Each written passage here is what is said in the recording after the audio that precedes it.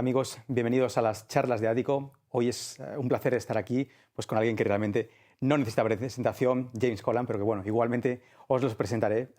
Pues estudió historia en la Universidad de Durham, es miembro de la St. Andrews University y bueno, también doctorado honorario en la Bishop University University. Además, es miembro de la Royal Historical Society, es cofundador de la Chalk Valley History Festival, que ya sabéis que es uno de los principales festivales de historia en el Reino Unido. También es cofundador de wargen.org, que bueno, pues es una especie de archivo sobre recursos de la Segunda Guerra Mundial en Internet y bueno, ha colaborado, como bien sabéis, con un montón de series, de televisiones, de canales como la BBC, Canal 4, National Geographic, Canal de Historia, Discovery. Por supuesto, es famoso su podcast We Have Ways of Making You Talk, que bueno, pues seguramente estéis ya al tanto de él, pero si no, os invito a que lo escuchéis porque es absolutamente magnífico. Y bueno, pues los libros ya veis lo bien que estamos rodeados de un montón de munición, si os gusta la Segunda Guerra Mundial, y si no también, aquí pues tenemos el contraataque aliado, el auge de Alemania, Sicilia 43, Normandía 44, Victoria 45, la Gran Semana, también la Segunda Guerra Mundial ilustrada. Y hoy, bueno, pues sobre todo vamos a hablar del libro que sale el próximo lunes en librerías de Hermanos de Armas. Pero bueno, como vais a descubrir, esta es básicamente la historia de los Sherwood Rangers, que es uno de los regimientos más míticos y con más acciones de batalla de la Segunda Guerra Mundial, y que va a ser un placer estar hablando hoy de este y un poco de su carrera y de su vida y de sus libros. Hoy con James Holland. James Holland, it's a pleasure being with you here. So, first question, like 80 years since the end of the World War II, why people are still interested in World War II? And of course, why are you also interested in World War II and you want to write on World War II? Yeah. Well, I think it was just, for all the major competent nations, it's a period of unprecedented human drama. Mm-hmm. And it affected every man, woman, and child of all those nations. And there was also a sort of most wars are pretty murky. It's kind of hard to see who's right and who's wrong. But I think there was a sort of moral component to the Second World War, which is fairly clear cut. That doesn't mean to say that the Allies didn't do bad things. Mm-hmm. They did. And obviously, to achieve good in the end, they had to do quite a lot of bad things. But it is still, I think, sort of perceived as a moral crusade and ridding the world of the ambitions of the ultra-nationalistic Imperial Japanese and, of course, of Italian fascists and Nazi Germany, of course, with all its incredibly warped ideology. So I think it still holds, and it's a long time ago, but it's not that long time ago. It's a pinprick in time, really. And it's still just about in living memory, but there's lots of film footage, there's lots of artifacts still, and people are still making films about it, an iconic TV series. And I don't know, it just sort of captures people's imagination, doesn't it? Maybe one of your relatives fought in World War II, and that's the reason why you're interested in World War II, maybe? Or yeah, maybe. Or maybe it's something as simple as, I once watched Band of Brothers or, whatever. I mean, in my case, my family they were involved, but they weren't really. My maternal grandfather fought in the First World War, was gassed at Passchendaele in 1917, survived, but was too old for service in the Second World War, but was an auxiliary fireman during the Blitz in London. And my other grandfather was also too old to fight, and was a fireman in Birmingham. Oh, okay. So they did their bit, but they weren't in the front line. Okay. Yeah. So, brothers in arms, for the first time you are writing the history of a unit. Why writing on the history of a unit and not like the full campaign, like for example in Normandy 44, Sicily 43? Why, and what's they really going to find in this magnificent book? Well, it was the whole genesis of this was during the pandemic, and I was at home and I suddenly couldn't go to archives. I couldn't do what I was intending to do. Mm-hmm. So I started sort of thinking about it, and suddenly I remember I was taking my dog for a walk, and I suddenly thought, God, I wonder whether I should do something on the Sherwood Rangers. Maybe that would work. So I then fished out my old copy of Band of Brothers by Stephen Ambrose, which I think was written in 1992, something like that. Early 1990s, anyway. Yeah. And it was a really pioneering book because no one had ever looked at a single unit like that before. And so I reread it, and it was still really, really good. I mean, it's kind of a bit dated, I suppose, but don't take that as a criticism. I mean, it's just, quite a lot of time has passed since he wrote it. And obviously this TV series followed. Yeah, of course. And I read it and I thought, God, actually there really is a chance to this. And the interesting thing is the archives of the Sherwood Rangers, there is a small archive, but it was held up at Carlton Barracks, which is on the edge of Nottingham City in the Midlands of England. And they weren't really bothered about COVID. So they didn't really care whether, it was neither open nor shut. Yeah. But no one ever came to look at this archive. So I just rang up and said, is there any chance I could come? And I went, no problem at all. So I just sort of pitched up and had a look at all that stuff. And I had quite a lot of material anyway, because some years ago I'd edited the diaries of Stanley Christopherson.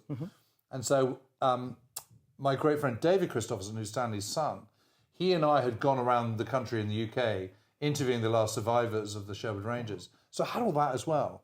And then subsequent to publishing Stanley's diaries, various people got in touch with me and sent me other letters. So Michael Wharton, whose father, Bill Wharton, had been in the Sherwood Rangers throughout much of the war, he sent me all his father's letters that he'd written to that Bill had written to his wife. Incredibly articulate, really beautifully written, very sort of thoughtful, full of sort of longing and regret that he wasn't with his wife. And actually at the time his wife was pregnant with their first child. So there was lots of anxiety about that. Will I ever see my unborn child and all the rest of it? And happily he did get home and it was all fine. But it suddenly made me realise that actually I had enough personal testimonies to really follow a very distinct cast list through the narrative and to tell a story. And I think there's a kind of sort of misunderstanding about tank warfare and armoured warfare and how it works. And I sort of thought, well, this is an opportunity to do that. So, it's the characters that lead the book. It is really about the men who made up this extraordinary regiment, a regiment that had gone to war in early part of 1940 to Palestine by railway carriage, then shipped from Marseille through the Mediterranean with their horses. I mean, they were a cavalry unit, a territorial National Guard unit, the yeomanry, that's what the yeomanry were, before the war. They were involved in one of the very last cavalry charges with sabres drawn, swords drawn, against Arab insurrectionists in 1940. Then they had their horses taken away from them. Because of the huge, terrible defeat at Dunkirk, the British Army didn't have much kit, and it was a very small army anyway. So the Sherwood Rangers had been earmarked for mechanisation, but there weren't enough tanks to go around. So it was going to take time. So in the meantime, they were trained as artillery, which they weren't happy about at all. They thought that was very beneath them. But they served at the siege of Tobruk in Libya, in North Africa, and also on Crete. And then they were mechanised, trained up in armoured warfare, had a lot to learn, had a bit of a bloody nose at the Battle of Alam Halfa at the end of August, beginning of September 1942. Then did much better in the Battle of Alamein in October 1942. And were then with 8th Army going all the way back across the desert, all through Egypt, all through Libya, past Tripoli, into southern Tunisia, and then all the way through the Tunisian campaign right to the end. And then were sent back to the UK to train for D-Day. So by the time they landed on D-Day in June 1944, they were actually pretty good. I mean, they'd kind of worked it out. And the interesting thing about them is even someone like Stanley. Stanley wasn't one of the pre-war regulars who served in the yeomanry before the war. But he did join the Sherwood Rangers in 1939. And he had originally been in the Inns of Court Yeomanry, which was a London-based lawyers and stockbrokers, people from the City of London, and they were formed into a yeomanry. That was then disbanded, and they were sent off to other yeomanries. And Stanley and several others got posted to the Sherwood Rangers, so that's how he was in there. What it meant was you had a real mixture of different people, people who had done a few things in civilian life before the war. In the case of Stanley, he'd worked in gold mines in South Africa, then he'd become a stockbroker. He was quite well travelled. He was a little bit older, not by much, but he was late 20s rather than early 20s. And I think the regiment really benefited from people like that, this cross-section of different people who, because they hadn't been in the pre-war military, weren't regimented in the regimental system. They're coming at it with fresh eyes, fresh look. And Stanley and others, very early on in their career in tanks, following the Battle of Alamein, had worked out that war was a serious business, that it was extremely dangerous, that they needed to train hard if they were going to give themselves the best shot to survive. And they need to understand modern techniques, modern tactics, work with infantry, work with artillery, and get wise, frankly. And they did. Yeah, so which one would you say is like the best personal transformation through the war. Maybe some soldier that was a terrible soldier at the start of the war, and eventually he was like the greatest soldier ever. Yeah, which one would you? What, choose? in the Sherwood Rangers? Yeah, in the Sherwood Rangers. Well, I'm not sure that Stanley knew too much about it to start off with. He was certainly not terrible by any stretch of imagination. But I mean, he had a lot to learn when he went out. I mean, when they were first in Palestine in 1940, they spent most of their time playing cricket. Okay. And, playing hockey and things. And, going to bars and going on courses. They're forever going on courses. They're being sent to Egypt to go on a Bren gun course, or to go on a this course or a that course. And, clearly they're twiddling their thumbs and kind of waiting for the next thing. Yeah. And it's a big shock for them to have their horses taken away from them. But, they've got to learn. And but slowly but surely you see them sort of transition from this sort of slightly jocular kind of, isn't this all a bit of a lark kind of attitude, to actually war is a serious business and we need to knuckle down and really work out how to do this. How was that process, like from being like a horse unit, having your horses, and then having a tank, which is a completely different instrument? Yeah. How did they learn to use the tanks in battle? Because that must have been a process. Yeah, completely. And it's a completely different mindset. And the numbers are completely different. The people on horseback compared to people in a tank. You have 5 people in a tank. You have 1 person per horse. So it's a completely different setup. The transition's quite a. I mean, they were just appalled when they first had their horses taken away from them. Couldn't believe it. I mean, the horse is their best friend as well as kind of, they're like a pet as well as your sort of means of going into battle. And they took it all quite. Well, I don't know. It was sort of half and half. Some were kind of, actually, this is the way forward, and others were kind of, it's appalling, So it just depended on who you were, really. Yeah. But it's such a transition, and to go from that, wielding your sword in a charge on a horse, to being the single unit with more battle honours than any other in the British Army, I think is quite an achievement. Yeah. So they started charging with the tanks as they were horses? Or, they did a bit. Well, when their first major action, once they'd become mechanised, once they were in tanks, was the Battle of Alam Halfa, which was launched on the 31st of August 1942. And when they were sent into action, they did just sort of career off across the desert. Yeah. And one of the squadrons, they were divided into 3 squadrons, A, B and C. And I think it was B Squadron, if I remember rightly, but B Squadron went off. And, they got pretty badly hammered, to be honest. Yeah. So you either learn from that mistake or you get decimated. So it's quite an easy choice. So the Sherwood Rangers were crucial in El Alamein battle. What I would say is the first important win of the Allied forces in World War II. Yeah. So and they were also a key factor in that battle. Isn't that the case? Yeah. They played a key role. Yeah, they were in the exploitation force, and they were there at the start and they were there at the end of it. Yeah. So they incredibly confusing Alamein. It's interesting because there's lots of ridges there. There's a Ruwaisat Ridge, the Mitaraya Ridge. And when you're there on the battlefield, you look, I can't see any ridge. And then suddenly you realise you can't see in front of you very far because you've got land rising up. And then suddenly you can see for miles again, and that means you're at the top of the ridge. But it's a gentle undulation rather than a firm kind of narrow ridgeline. But very dusty, very confusing. No one really knew what they were doing. John Semken, who's one of the characters that I featured very heavily in the book, went on to command A Squadron. He had his best friend blown up in front of him. He was literally, the guy had said, "Oh, you're there," and got out of his tank, walked over to his tank, clambered onto the back, suddenly whoosh, in came a shell, boom, gone, just obliterated. I mean, that's really cruel, his story, which would be maybe one of the cruelest stories on that happened to any men on the Sherwood Rangers, maybe beating all. Well, it's a horrible story, isn't it? I mean, to lose your friend like that, and how do you deal with that? I mean, he was just basically numb, but he somehow kind of got himself together and kept going. Yeah, because I guess the kind of friendships you developed in the Sherwood Rangers Yeomanry must have been really, really deep friendships, because when you spend so many time battling with other people and you eventually lost that person, I mean that must have been hard also.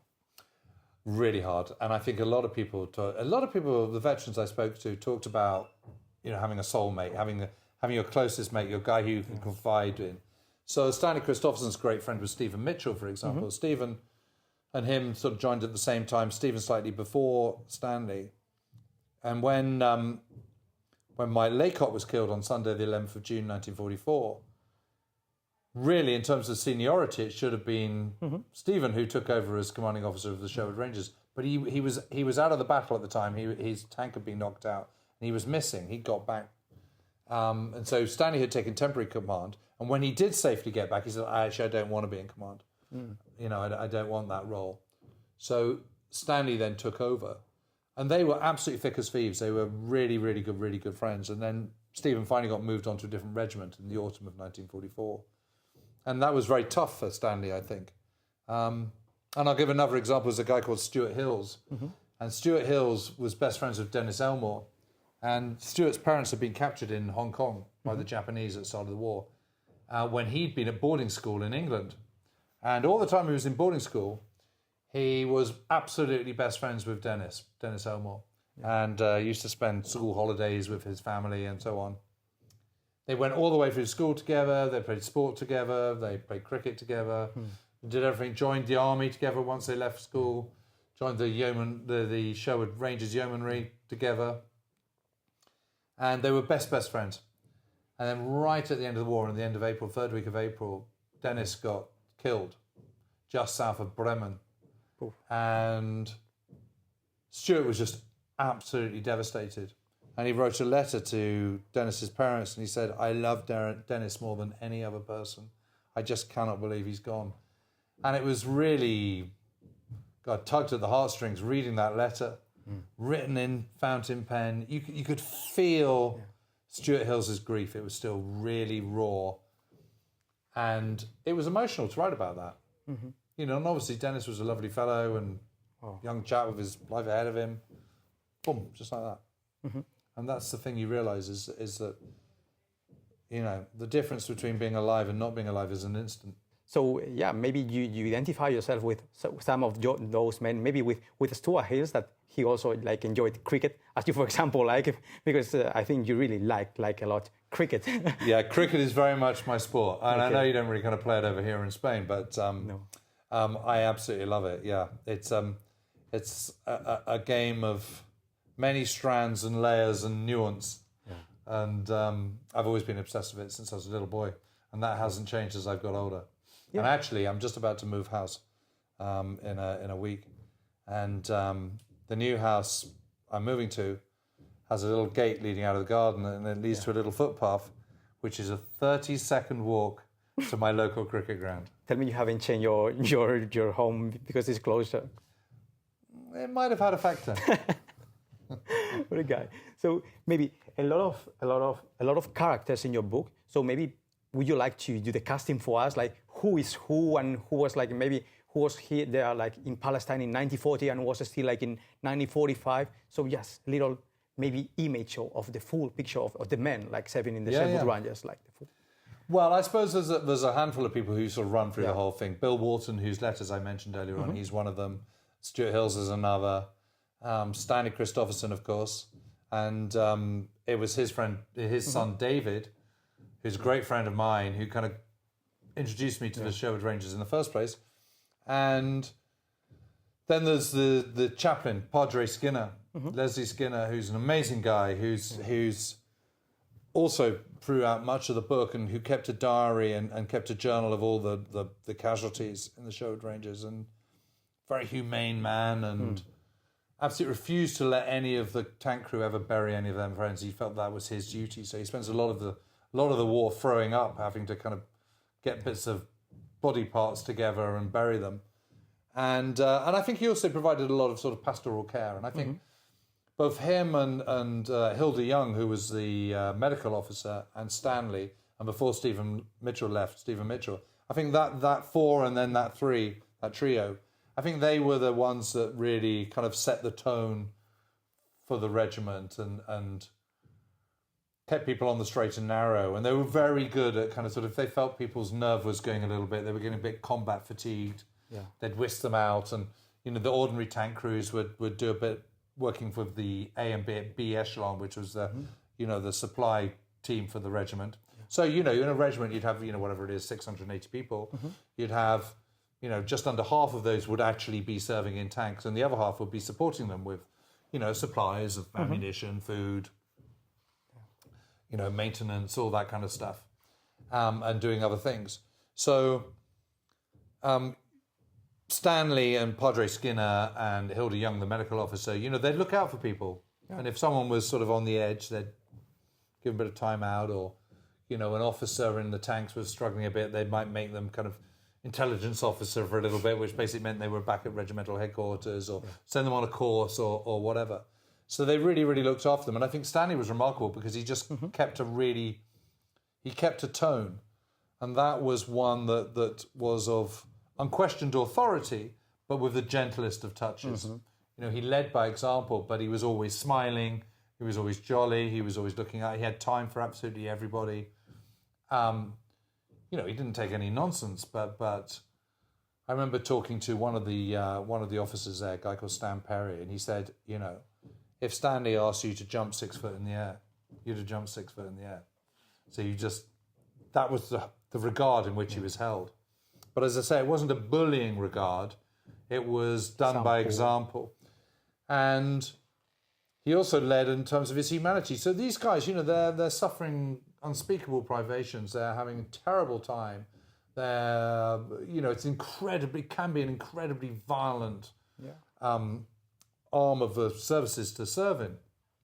You're seeing tanks exploding, tanks brewing up of fire, of people being burned and, shot and blown to pieces and all the rest of it. I mean, it's horrible.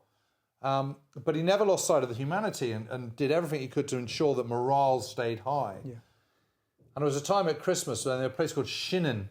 And Schinnen was in Holland, in the Netherlands, near the German border.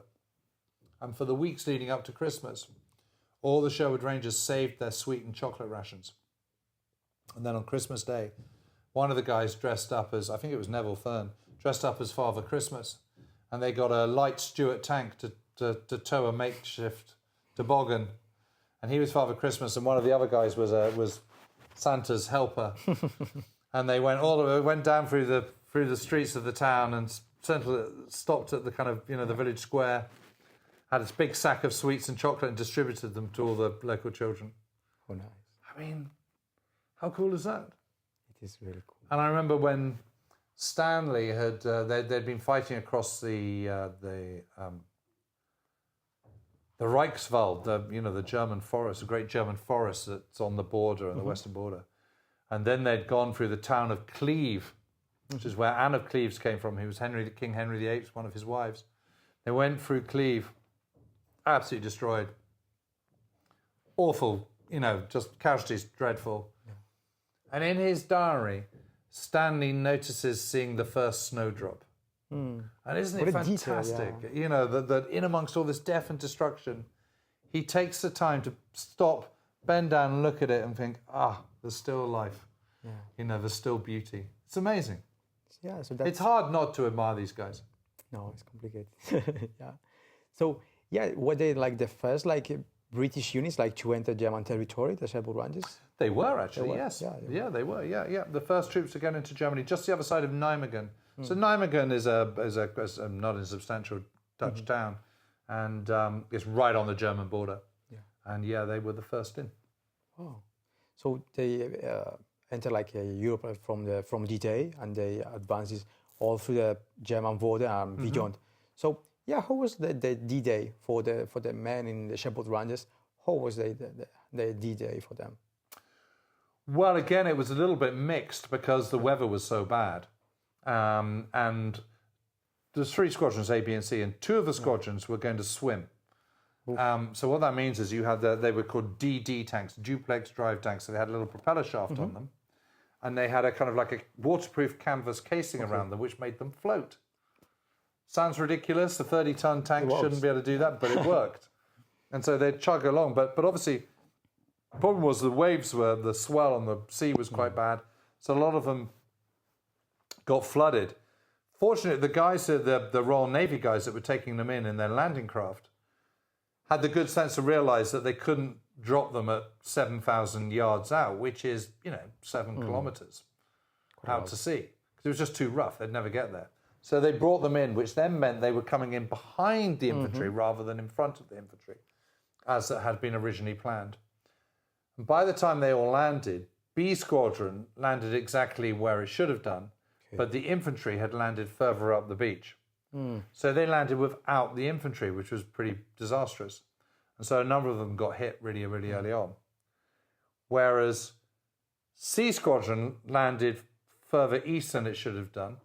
And A Squadron, when it finally landed just clear of the enemy guns that were causing mayhem. So it depended on where you were, but fortunately, they managed to get off the beaches. They managed to push inland. They got through a village called Asnel pretty quickly that morning. And by the end of D-Day, they were on the edge of Bayeux, which is sort of 10 miles inland, something like that. So they did pretty well. You mentioned that one of the units landed in the right beach, but the infantry was landed in another place, and that was disastrous. Yeah. Why was that disastrous? Because I think about tanks. They do the thing. Infantry, do they think? But why? Why because there was supposed to be. So everyone knew there were lots of anti-invasion beach obstacles on the beaches, so mines and barriers and obstacles and all the rest of it. So the idea was for engineers to go in ahead and clear paths, but they didn't land in the right place. So the right paths weren't cleared. So suddenly the B Squadron find themselves stuck on this beach, and they've got no infantry support. And you need infantry because the infantry are the eyes and ears on the ground. Because in your tank, you've got your commander sticking out, but you can't see an awful, from inside the turret, you can't see anything. And you really need that support of infantry, just in the same way that the infantry needs the firepower.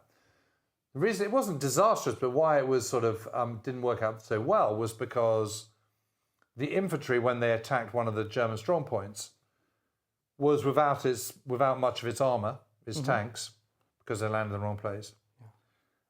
And the tanks were without the infantry. So that made it very, very difficult.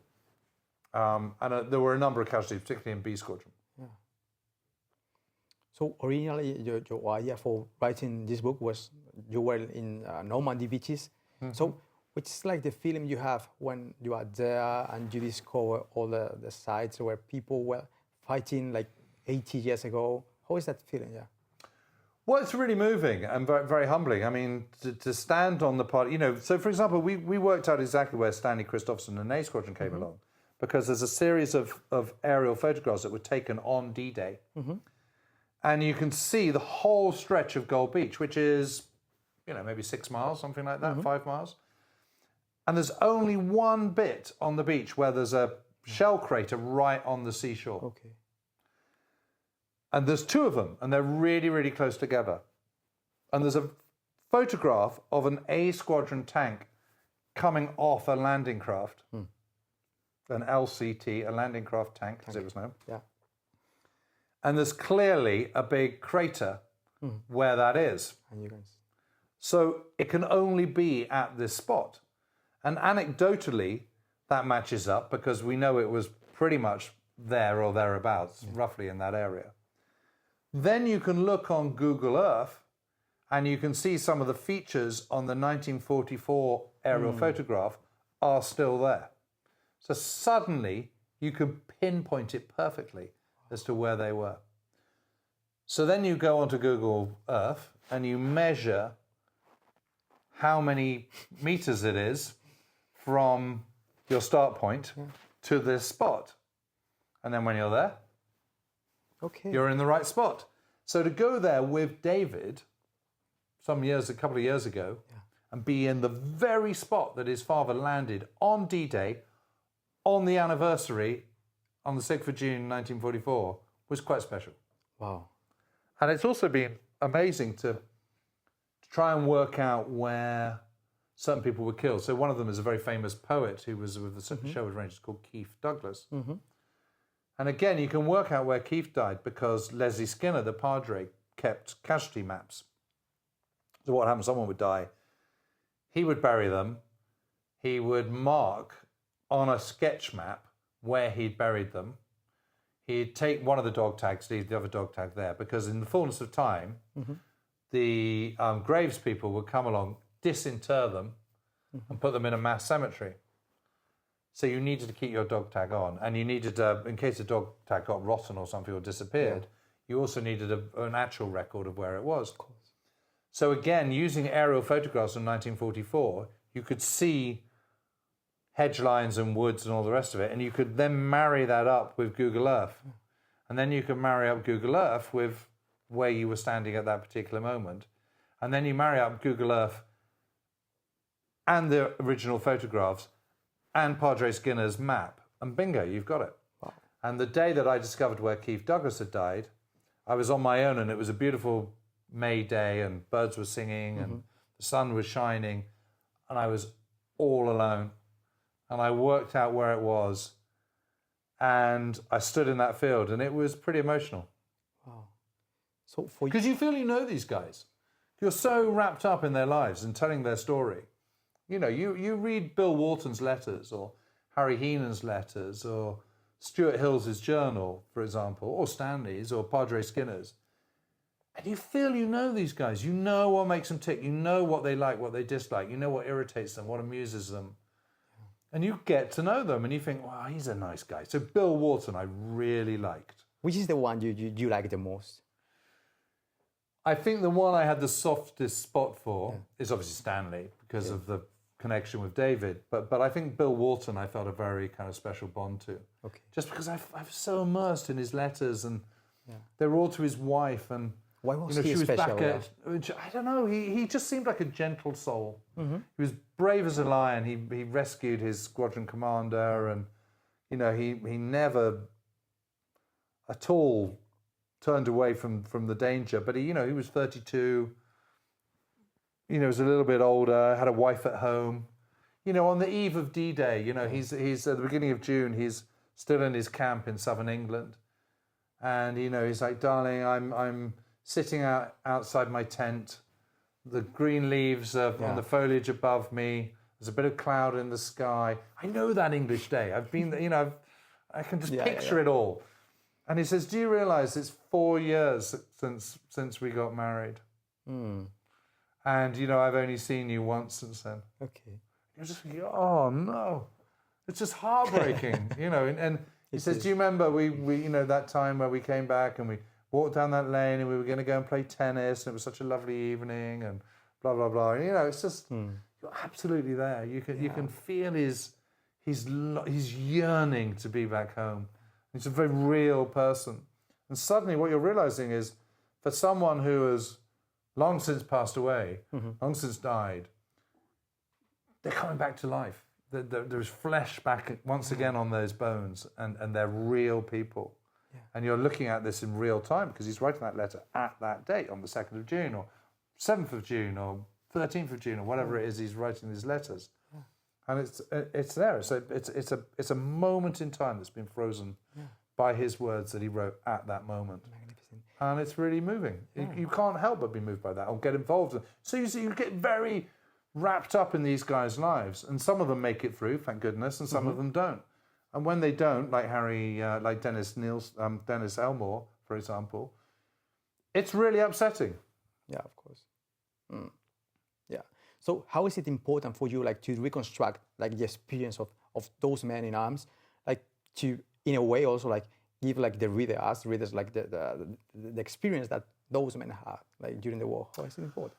Well, I think, you know, what you're trying to do is you're just trying to give people as close a picture as you possibly can to the kind of men they were, and the experiences they were going through, and what it was like being a tank crew in Northwest Europe inside in a tank. 1945. Must have been like living inside a tank, and the privations of it, and the lack of sleep, and, you know, bad rations, and sleeping on the ground or sleeping in a tent, and the smell and the fumes. I mean, there was a kind of like a primitive extractor fan, but can you imagine all the cordite and fumes and stuff from the shells you're firing, and from the machine guns, and the noise and the clamour and the smell?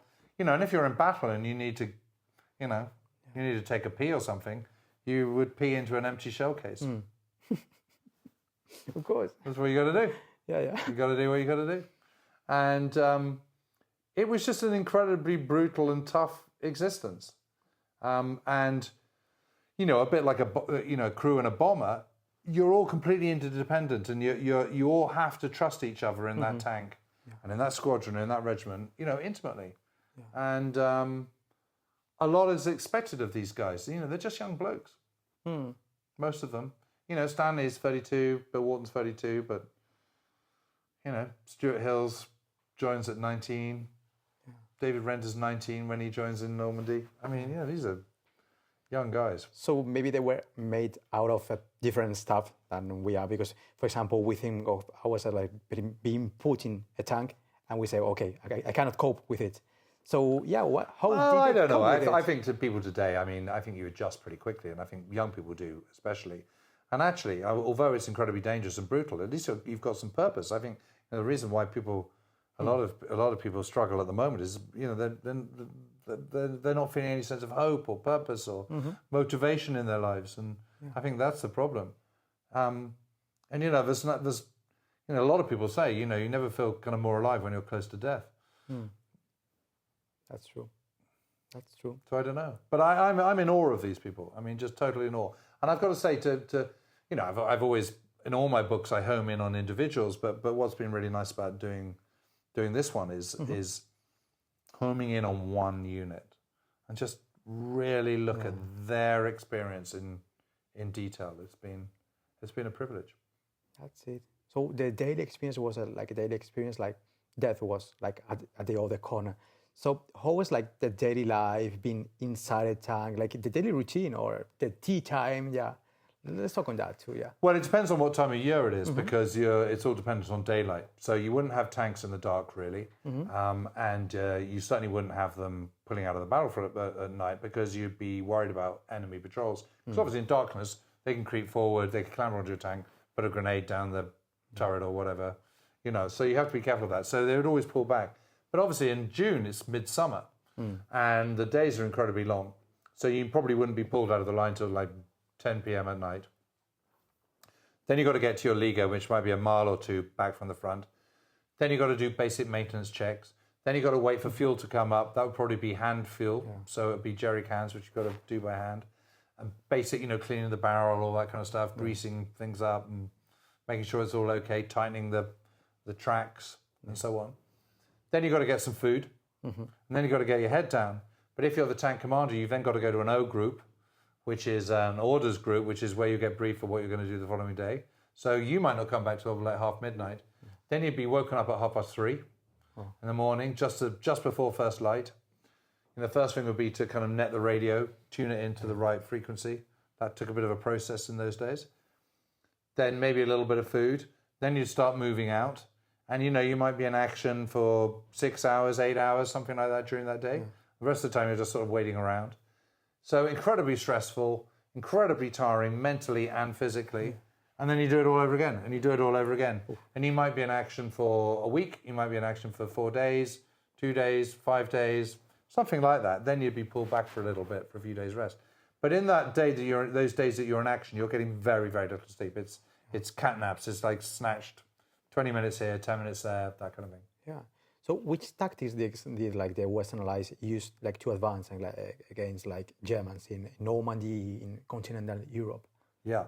Well, the Allied way of war, by this point, they worked out that what they wanted to do was use firepower as much as they possibly could to do a lot of the kind of heavy lifting of the battle.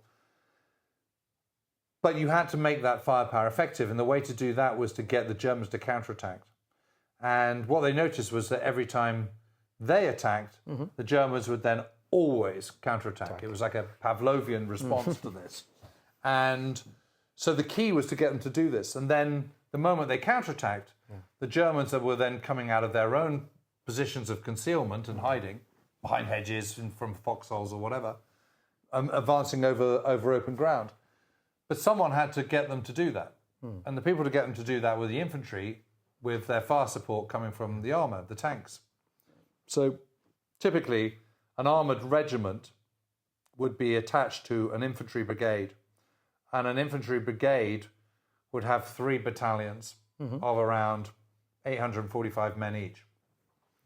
So what would happen is each squadron, the 3 squadrons of that regiment, armoured regiment, would be attached to each of the 3 battalions. Okay. And you would be their fire support. So you'd have to do that too. And it was just in those early days of the Normandy campaign when the Germans are kind of, starting to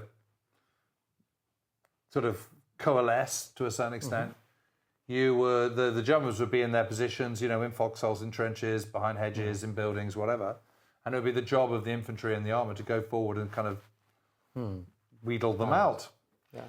And that's incredibly dangerous. And the moment they do counterattack, then down comes all the artillery, down comes, tactical air forces, close air support, and for a lot of the Normandy campaign, offshore naval guns as well. Yeah. So that's how you beat them. But someone's got to be the stick probing the hornet's nest. And that's the job of the Sherwood Rangers with the infantry they're attached to. And it was fine once you got used to the unit you were supporting. So if you were familiar with that infantry unit, then you kind of worked out how to do things and you worked together quite well. The problems always arose when they were attached to a new infantry unit that they hadn't worked with before. And that was where the difficulties came in. It was just a sort of lack of mutual trust and communication and stuff.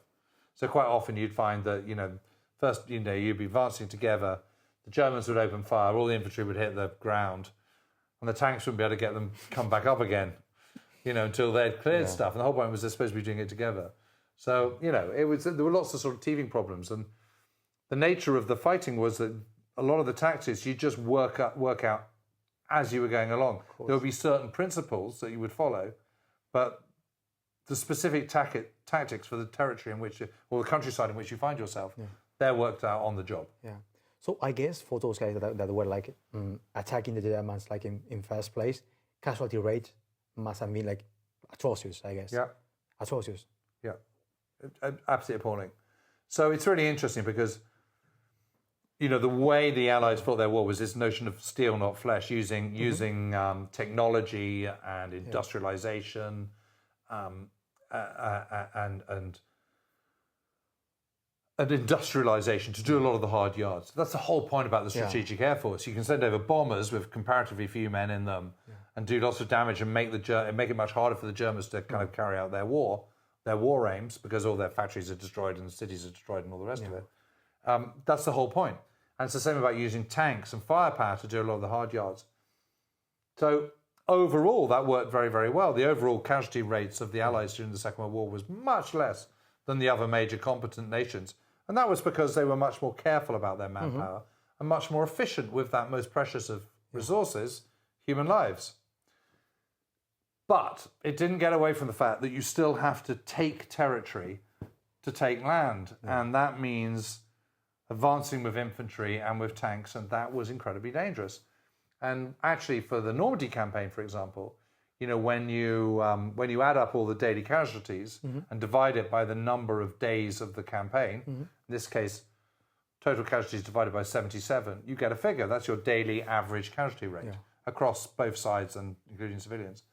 And that was something like 3,875 per day, which is worse than the Somme, Passchendaele, and Verdun, which are normally seen as sort of bywords for slaughter from the Western Front in the First World War. And just take the example of the Sherwood Rangers, for example. They're 600 and something in the regiment, and I think 327, something like that, or 330 actually serving in tanks out of that regiment. And there are 36 officers. Well, there were 44 officer casualties to the Sherwood Rangers just in the Normandy campaign alone.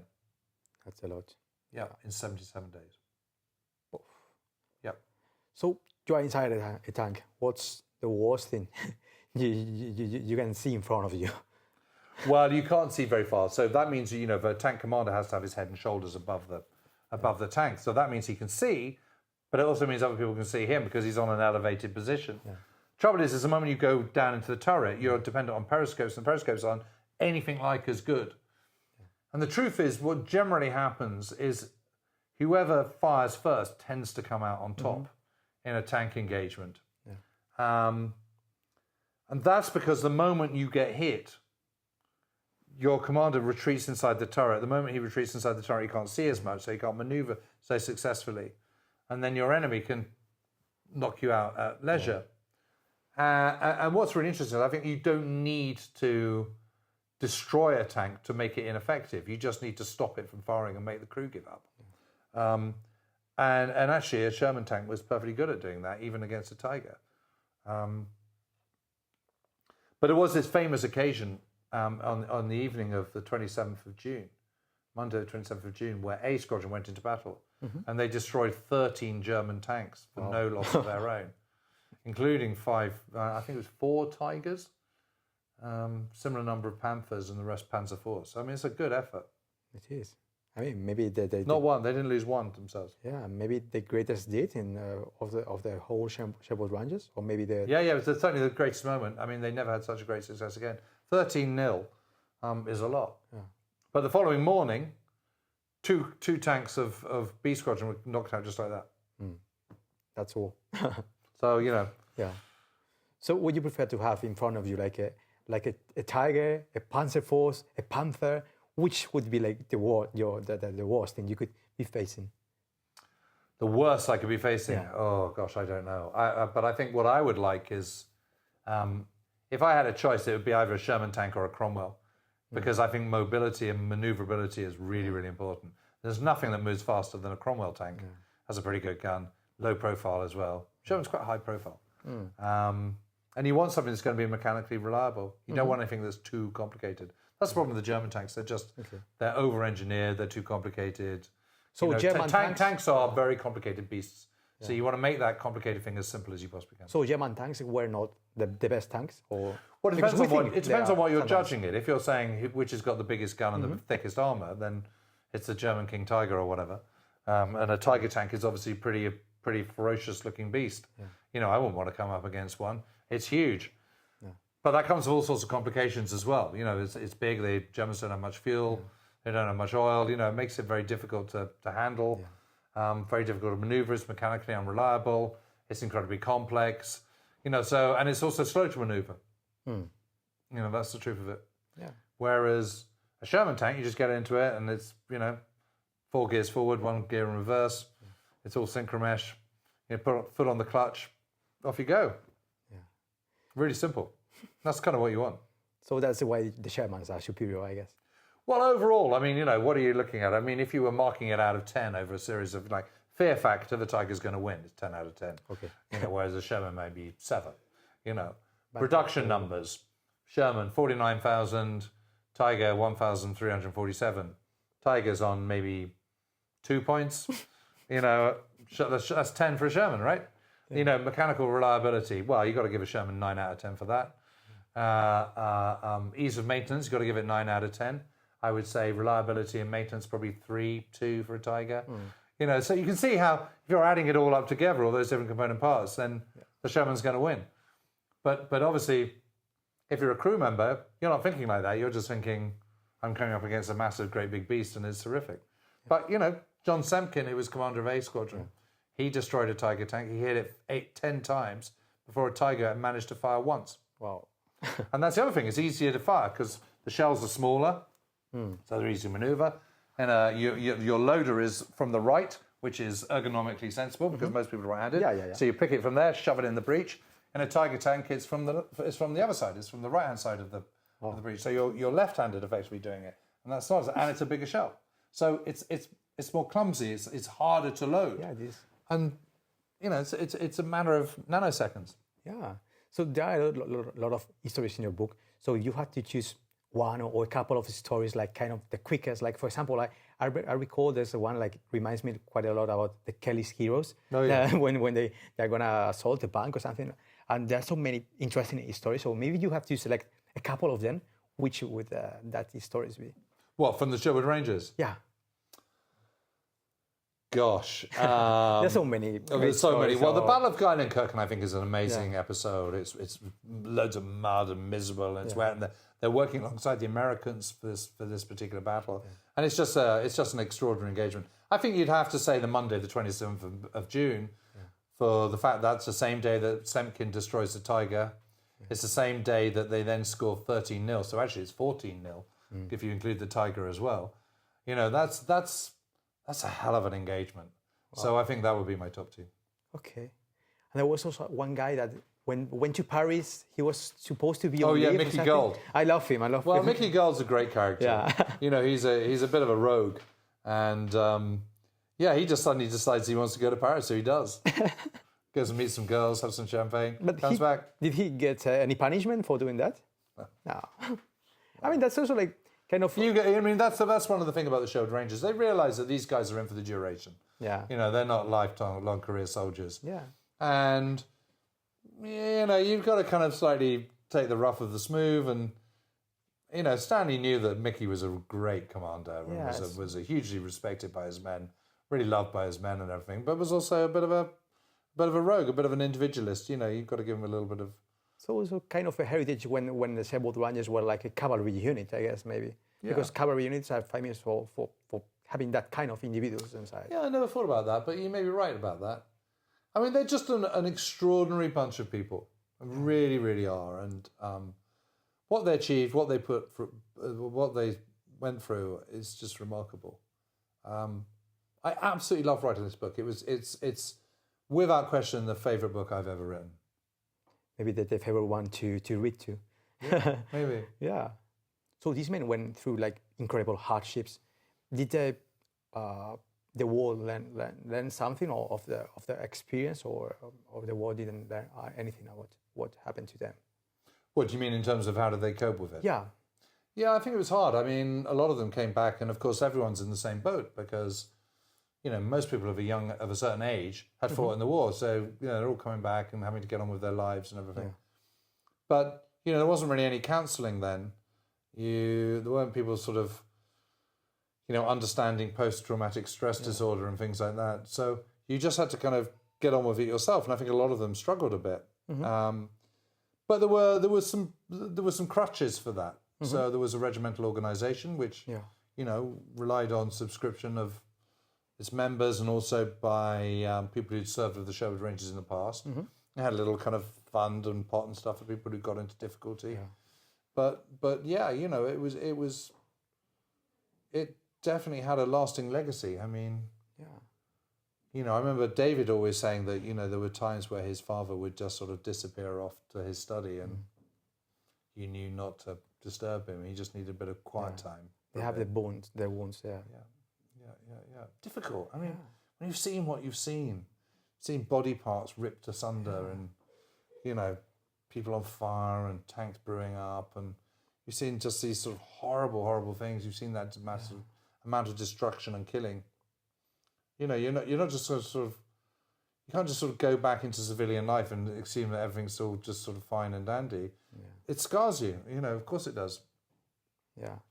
But they just had to get on with it. Yeah. So after World War II, a new wall was built.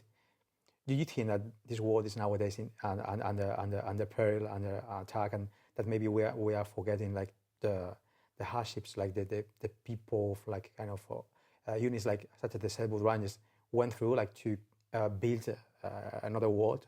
Yeah. Yeah. Well, I think it's quite worrying because one of the history doesn't repeat itself, but patterns of human behaviour do, and for democracies are actually quite fragile. Yeah. And for democracies to work, you need stable economics, and then you have stable politics. And if you have stable politics and you have stable economics, you tend to have peace. Yeah. But the converse is true. And the lead up to the Second World War, you had two big financial disasters. You had the First World War. Mm-hmm.